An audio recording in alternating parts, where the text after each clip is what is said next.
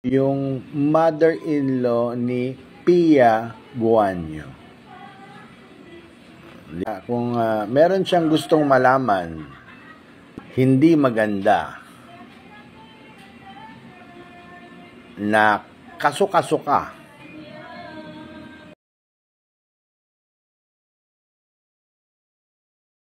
Lalong lumala talaga itong si Anjo Iliana, kung saan, ay ginamit na naman nito ang mother-in-law ni Pia Guanyo.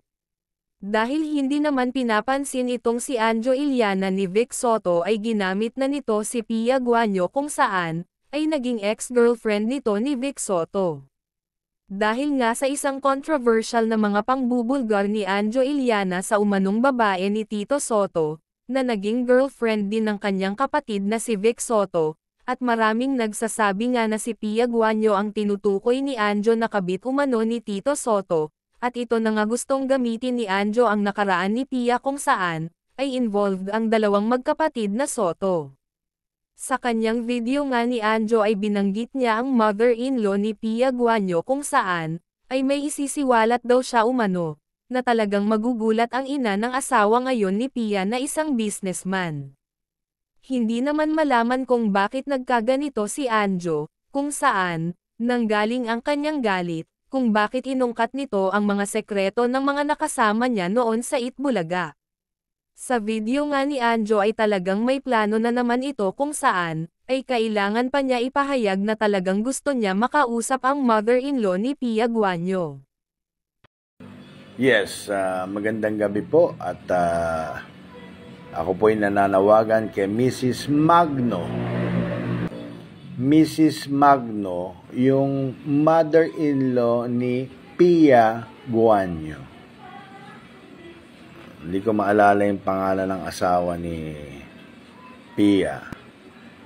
Pero pakiparating nga ito kay Mrs. Magno.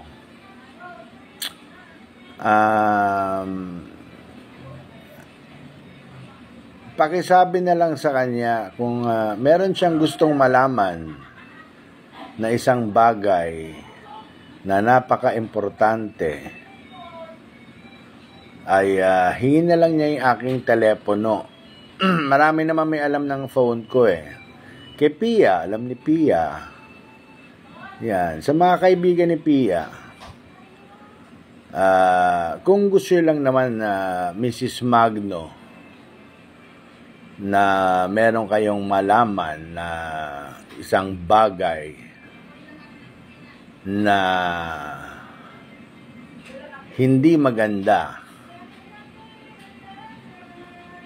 na kaso-kaso ka,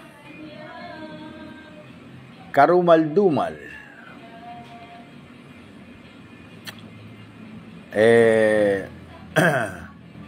text nyo na lang ako, magpakilala kayo at akong tatawag sa inyo. Yan kung gusto nyo lang malaman, Mrs. Magno, kung meron kayong talagang gusto nyo malaman na isang maitim na bahagi ng kasaysayan. Maraming salamat, Mrs. Magno, and I hope you're in good health because hindi ko pa kayo nakikilala, pero siguro may edad na kayo. Kaya inuulit ko po, Mrs. Magno, ang mother-in-law ni Pia Guanyo. Hingin niyo po yung number ko, text niyo ko, tatawagan ko kayo. At siguro yung mag-coffee tayo somewhere. At kung gusto niyo lang naman. Pero kung wala kayong pakialam sa mga bagay-bagay, okay lang naman.